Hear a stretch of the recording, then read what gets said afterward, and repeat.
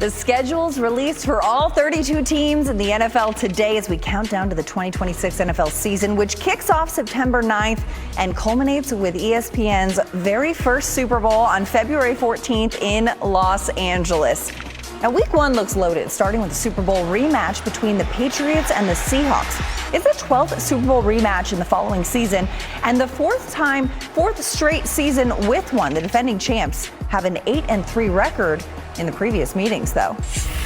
Then for the first time ever, the NFL is playing a regular season game in Australia. Yes, a regular season game. The Niners and the Rams will start their season down under in Melbourne.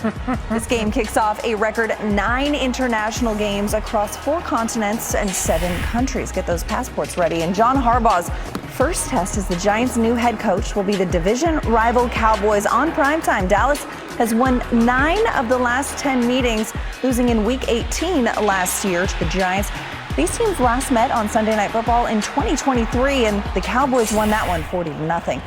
And the first Monday Night Football game of the season will feature the Chiefs hosting the Broncos. Denver swept the season series last year for the first time since 2014, but the Chiefs are likely more concerned over whether Patrick Mahomes will be recovered from his torn ACL.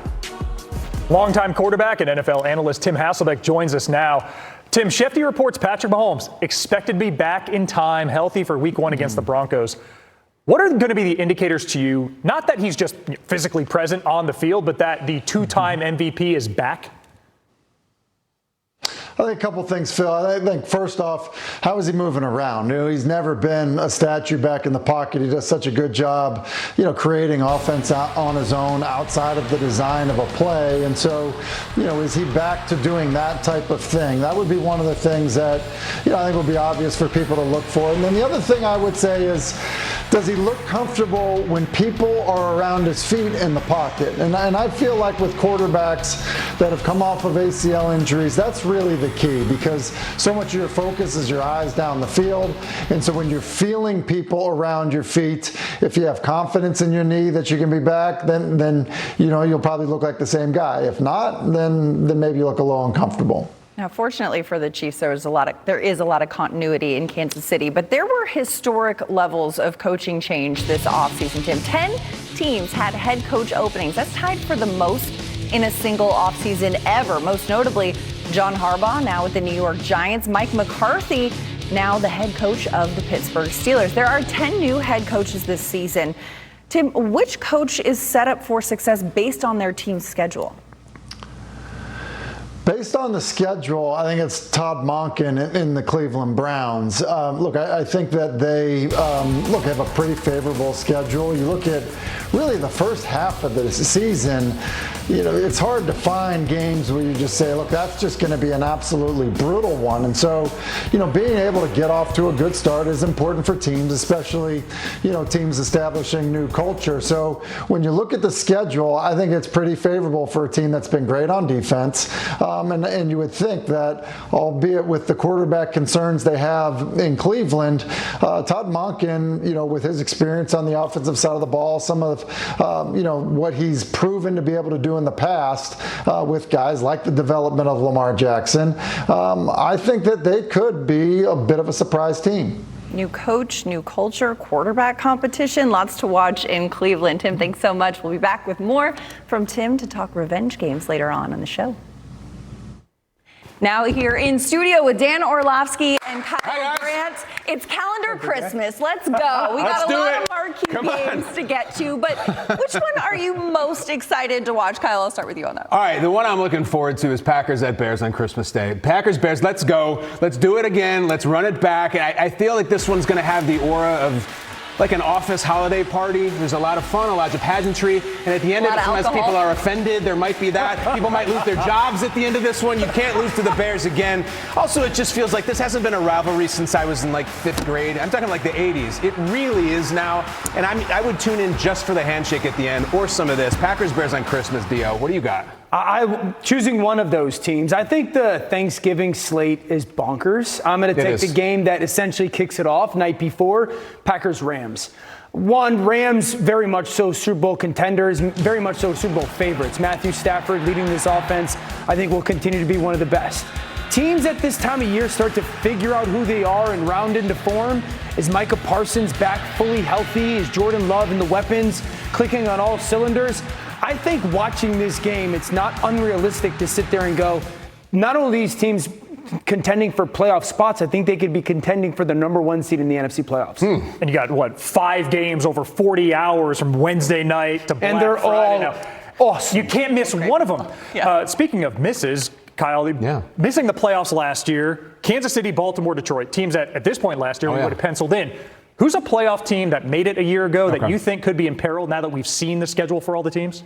A team that could be in danger. Well, listen, I try to stay positive on these days. You know that? Dan and I have been talking about the schedule release for the last 2 hours. Yeah. Dan's very positive. Yeah. If the team that's going to miss it, I'm looking at my people in Carolina, and they back in with that record, and I'm like, I don't want to beat up on Carolina right now. Their slogan is literally keep pounding, and I hope that they win the South again. But if I look at all the playoff teams, they're a little bit of low-hanging fruit. And it's not a Bryce Young joke. I'm saying, they're sitting right there. And I hope that I'm wrong, Carolina, wherever you are, right there.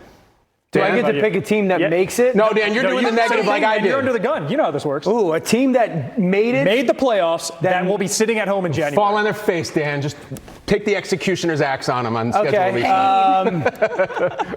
I'll say the Chicago Bears. Oh, interesting. I don't feel convicted about it. I think the Bears will continue to be a good football team. It's just that the division is just so good. I think Detroit takes a step forward in comparison to what they were last year. I think Green Bay is very much so going to be good. And so with the unknown of are you going to continue to get all those turnovers against defensively, I would say Chicago. And looking at schedule math year over year, they have the hardest strength of schedule based on last year's record. That's true. That is true. All right, let's keep it positive. Let's Come on. spark joy. Let's go. It's a night of hope. This is the time of year. It's the hope that kills you or keeps you tuning in. So let us look at a team that maybe didn't make the playoffs last year, but will this year. This is good. Yeah. All right, so this is going to sound hot takey, but I'm just going to – I like the Titans this year.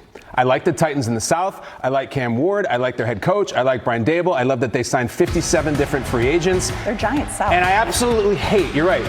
I hate that for the second year in a row this team has no primetime games. Do you hate Cam Ward that much? It's a number 1 overall pick quarterback. There's a lot of primetime games to go around. There's a ton of real estate. There must be a platform somewhere that will let the Tennessee Titans play some Week 15 game, a game which Dan Orlovsky, I think, has them headed to a wild card. I believe it. I love that. I love Cam Ward. I agree. Put him on national TV. Also, new stadium, right, in Nashville. It's coming. So, yeah. And incredible let's schedule get going on that. video. Yes. Oh, really? The classic one on the street or this year's? I haven't seen this year's They yet. did This another one's also on the street. A sequel? Doppelgangers. sequel. It is appointment viewing. And we're going to have it later in I'm going to watch it while Dan talks. All right, cool. Maybe what I'll say, the Giants. I'm saying the New York Giants. Okay. One, so many double-digit leads in the fourth quarter last year, blown. Usually getting an adult in the room, a John Harbaugh in the room will help that. Arvell Reese added. There's weapons on the outside if Malik Neighbors is as healthy as we hope he's going to be. I add Isaiah Likely. I think this defensive line, even though they don't have Dexter Lawrence, will be one of the best in football. That young man, can he take that giant second-year leap? There's going to be a quarterback in their second year this year that's going to take a big, giant leap. Will it be Cam Ward? Will it be Tyler Shuck down in New Orleans? I'm banking on Jackson Dart. I'm a fan. I'm going to say the Giants. And that bromance between Jackson Dart and Cam Scattergood. Hell yes. Unrivaled. Let's go. Headbutts all around. Week 1 against Dallas, right? Mm-hmm. Yeah. And the games growing internationally. We got a record 9 international games, 4 continents, 7 countries. I think I got that math right. Kyle, as you look at the international slate, if you could pick one game, an all expenses paid company trip, where are you going? Have any of you guys ever been to Rio de Janeiro? Yeah. You have? UFC 237. You really? You went there for a fight. Unbelievable. I went there as a young man. I saw things you can't unsee. So it's a family show. Kyle. Listen to me. They're celebratory people. They love their sports. They're a physical people. I mean, you have the Christ the Redeemer, the beautiful Sugarloaf Mountain, everything down there. I just really think there will be a highly, highly contagious energy. There it is. It's a gorgeous monument, and it's a great, great place to have NFL football. When I saw it, we love all of them, right? We love London. We love Spain. I'm telling you. Rio hits different down. It's crazy down there. Well, coming off of that, I'm going to choose Paris. Ooh. Okay. I've never wanted to go to Paris. Little inside information. I'm a little bit of a hopeless romantic. Love rom-coms. Been married to my wife this July for 17 years. So I would sit there and go like, why not send us to Paris? We can celebrate the anniversary. I can see the Eiffel Tower. I'll try food that probably I wouldn't choose to eat otherwise. Well, you're weird on food, right? They do put sauce on chicken there. Like sauce? Like red sauce? Like, no, like a butter sauce. I could do that. That sounds great. It's all very fat. You ever see Ratatouille? It's beautiful. Great movie. Yeah. Great movie. Great ride at Disney World. Great ride at Disney World. The cork right at you. Listen, you got to get those passports ready. You and your wife can put a lock on the bridge, watch some football. The NFL, internationally known, locally respected. We'd love to see I'm talking about partying in Rio, and you have a love letter to your wife on SportsCenter. I love my wife, too. Potato, tomato. She's sleeping. Hey, we got a whole bunch more SportsCenter still ahead. Last year, everybody said the Patriot night here in Bristol, but our minds are toward Monday night. Monday Night Football schedule released today, too. The Rams host on Monday twice in the first 5 weeks. Got the Giants in Week 2, Bills in Week 5. Last time Buffalo and LA met, they combined for 86 points. Week 7, Philly hosts Dallas on Monday night, 2 favorites in the NFC East. The Eagles have won 4 in a row and 6 of 7 at home against Dak and them boys. These two will run it back on Thanksgiving in North Texas, a couple high-profile games. And in Week 15, December 21st, we're an extra layer at Arrowhead. We got Patriots at Chiefs, Drake, Iceman, May, Mahomes. Hey, believe it or not, this will just be the second head-to-head between New England and KC going back 6 calendar years. Now, a lot was said last season about the Patriots schedule. Based on the previous season's records, the Patriots entered last year with the 3rd easiest schedule in the league, and they went 14-3 with it. But this year, the Patriots will enter with the 6th hardest schedule. What are they going to do with that? For more, here with our very own Andrew Hawkins. Hawk, the defending AFC champions, a much more difficult schedule this time around, coming off a runner-up to the Super Bowl season. How do you see the Pats' schedule working for them this year? Yeah, it's going to be a lot harder track to get to a Super Bowl, but I do believe they have the ability to do so. Their schedule is considerably harder, but at the same time, the expectation is that Drake May should be considerably better. He's going into year 3. We saw him take a big leap in year 2. And I would expect that same kind of leap in year 3. No Stephon Diggs. They bring in Romeo Doubs. We'll see if A.J. Brown gets in the lineup. But they should have the firepower, a revamped offensive line. The last we saw him in the Super Bowl, he did not play great, but he was also injured. So I do think there's a lot of things playing in their favor in New England, and I do expect them to be at the top of the contender list in the AFC. And he was in the MVP conversation He was last absolutely. year. So, May made that jump. The Patriots made the jump 4 wins to 14. Yeah. Hawk, when we have the schedule released now, you see who's playing whom when. Yep. Who do you have making a Patriot-like jump this year? I won't say it's a Patriot-like jump because we know the LA Chargers had 11 wins last year. But I do believe the Harbaugh era in Los Angeles is at a point where it's like you're past the grace period. They bring in Mike McDaniel from Miami as their offensive coordinator. So I expect Justin Herbert to make a crazy jump offensively. I expect him to play the best football we've ever seen from him with the talent that he has. And I do think that he will contend to be in the Super Bowl, which is a pretty big jump from a wild card playoff exit. They have to get a playoff win. I'm predicting right now, the schedule just came out a couple of hours ago. I'm going LA Rams, LA Chargers at SoFi LA for the Super Bowl. There it is, man. City of Angels winning. You know We got to what? give a little hat tip to the Chargers, though, too. Once again, another great schedule release video. Halo? Yeah. Of course. Classic. Social team, one of the best. And you expect them to at least be healthier on the O-line. Joe Alt, Rashawn Slater. Absolutely. They're there. Those bookends makes life a lot easier for Justin Herbert. No question. Andrew Hawkins, thanks so much for joining us here on My pleasure. SportsCenter. Thanks for having me, guys. Thank you. Talk about revenge games a lot, but never quite like the one Kenneth Walker is about to have. Walker won Super Bowl MVP with the Seahawks, and is just the 4th Super Bowl MVP to change teams immediately following the season he won it. But none of the other 3 played their former team the next year. And after spending the last 5 seasons with the Bengals, Trey Hendrickson signed a 4-year, $120 million deal with the Ravens, meaning Hendrickson gets to wreak havoc on the Bengals and Joe Burrow not in a red jersey twice a year. Now, DJ Moore was traded to the Bills in March for a 2nd-round pick after spending the last 3 seasons in Chicago. Moore put up career lows in catches and yards last season, but he gets to play the Bears in Week 15. And Kevin Stefanski enters his first season as Falcons head coach after being fired by the Browns, a team he won 2 Coach of the Year awards for. Stefanski might have their Week 14 meeting circled on the calendar. Back with Tim Hasselbeck for more. A lot of revenge games this season, but Tim, I got to know which one has caught your eye. I have to tell you, players are always going to say, look, it's just another game, doesn't mean that much, especially if they generally leave on good terms, which Kenneth Walker certainly did. But that's the game I'm looking for. Think about this. You are the MVP of the Super Bowl. You are such a cornerstone of the playoff run for the Seattle Seahawks. And they basically are like, nah, we're good. We're going to figure out running back a different way. And so, Kenneth Walker finds himself in a great situation in Kansas City, but then getting to face the defending Super Bowl champs who then went out and drafted a running back in the first round. So no matter what is said during that week, and Walker pretty a mild-mannered guy when you talk to him, there is going to be emotions and feelings associated with this that'll be different for a guy that was recently so proud to be representing the Seahawks, holding up the Lombardi Trophy. Right, holding up a Lombardi and a Super Bowl MVP. What more can a guy do? But he's onto a new team right now. What I like is that I saw on the bottom line earlier they were calling these reunion games. No, hell no. They're revenge games with added spice. Tim, we got a high-profile number one pick. They all are. Fernando Mendoza might not start week 1 in Vegas, but if you were the Raiders, you got Kirk Cousins. Which week would you let Mendoza make his starting debut? Right at the bottom of that chart, Phil, week 8 against the Jets. I think it's important for Mendoza to play. I get it on Cousins being the starter and the bridge quarterback, but look, I think it's easier to get better playing than watching someone play. In fact, I don't think it, I know it. And so, when I look at that, I just really think that at some point you had to hand it over to him because he is clearly the guy of the future. And rather than having it be, something where he sits the entire year, let him watch the first half of the season. The Jets should be a decent matchup. Yes, it's on the road. That's okay. And so I think when I look at that, I think the halfway mark's a pretty good spot for Mendoza to be the guy. And it is a dream to be able to decide when he goes. The problem is, Tim, you look at their schedule from weeks 9 to 14. You got to go up to the Bay Area. And then look at those defenses. Week 10, Seahawks at Mile High.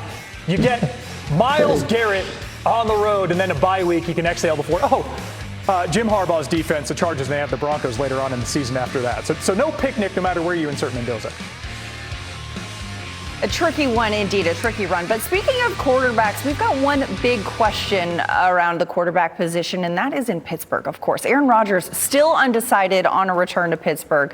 Tim, when you look at the Steelers' schedule, how many wins more would you get with Aaron Rodgers under center versus the next man up at the position? I think this is as much about just the difference between Rodgers and, the quarterbacks on the roster, Rudolph, Howard, and Aller. And so, look, I think Aaron is probably the difference of 3 to 4 wins. And, some of that is because of the inexperience or just who's there personnel-wise.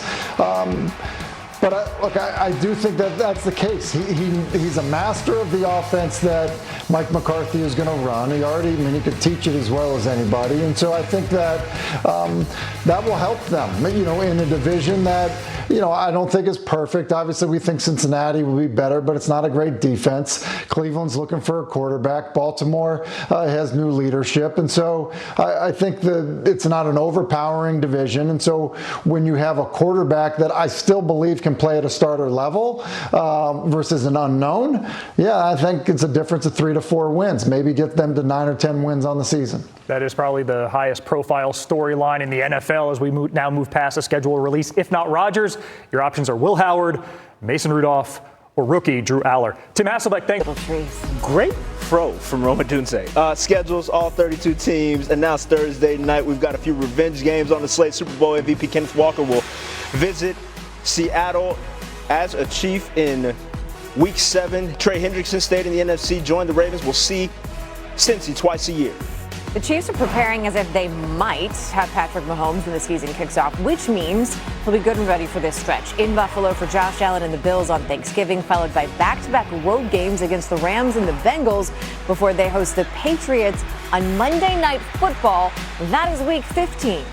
The Browns are coming off a 5-12 season, having just hired Todd Monken enter 2026 with the easiest schedule in the league. For reference, Niners entered last year with the league's easiest schedule and turned it into a 12-5 record. Now, as for the team that actually had the easiest schedule last year, at least by the time it was done, the Patriots, it is predicted to be a little bit tougher for them in 2026. Oven is already complaining it's not going to be that hard. The Patriots currently have the 6th hardest schedule of the season. This man genuinely makes me happy. I'm so happy to see Tim Hasselbeck back on the show. At this point, a season ago, like literally on this day, the Patriots were staring at what was considered the 3rd easiest schedule going into this season. They transitioned that into a 14-3 season in which they also made an appearance in the Super Bowl. So when you look at those schedules now, who has the potential to be this year's version of the Patriots? Okay, now it's a big leap because we're talking, a team ends up, in the Super Bowl. But what I would say is, I look at the New Orleans Saints, in some ways because of the way, they finished the season. They have Tyler Shough as their quarterback, who I think showed a lot of promise. And then when you look at the Saints schedule, kind of how it starts off, 3 of the first 5 games, they're teams that I think there's a little bit of a question mark in terms of who their quarterback is actually going to be. And then when you get to the back half of the season, you're loaded with division games in a division that's very winnable, and then you throw the Arizona Cardinals in there. So I just think when you look at, the strength of schedule, how it's aligning, could end up being some momentum for a team that maybe gets hot at the right time. No. So what I heard there is that Tim Hasselbeck says the Saints are going to the Super Bowl. I'm kidding. I'm only kidding there. We say this at the beginning of every season when a surprise team loses a game and then they lose a second game and then they're staring at a potential 0-3 start and we're like, oh my God, it's a disaster. The flip side of that is who has the easiest schedule and has the best potential to get off to a really good start to the season? Yeah, I think there are a few teams. This is a time of year where there's optimism. There's a lot of fan bases. Oh, my team is going undefeated. We're going to go 8-0 to start this. Yeah, of course. Exactly. That's what happens. But I look at the Dallas Cowboys. While their schedule, when you line it up, it doesn't, rank as, one of the easiest schedules in the league. But what does happen is you get the New York Giants week 1, which is a team that's clearly, obviously, with a new head coach. And then you get to week 3 and you play the Baltimore Ravens, a team that we think will be good, but at the same time, they're under new leadership. I don't think it's crazy for Cowboys fans to be sitting there looking at the start of their season and think, look, we can go 5-0. A bunch of improvements on the defensive side of the ball for them. We expect them to be really good on the offensive side, and so Dallas should have quite a bit of optimism. You're giving hope to a fan base that feels dangerous to give hope to. It's a little like when you get hope to Jets fans. I don't think this is a secret when I say this, but through our jobs, we are essentially paid to watch sports. So if you had to be a fan for a second, if you had to go out and buy a ticket, what's the game that you're like, yep, that's worth my money? It's week 12, and doesn't matter what else is going on. I want to go see Patrick Mahomes and Josh Allen battle it out. And look, some of it is, I think by week 12, we should have a fully healthy Patrick Mahomes. If that's not the case, week 1, which is, what it sounds like it may just be. But look, when you get 2 of the best that are playing the game right now, both of those quarterbacks are too fun to watch. So I get it. There are other positions. There are good defenses. All of that stuff. But a Mahomes-Allen matchup week 12 would be hard to pass up. Historically speaking, that really hasn't taken us down the wrong path at all. Mr. Hasselbeck, thank you very much. Coming up here.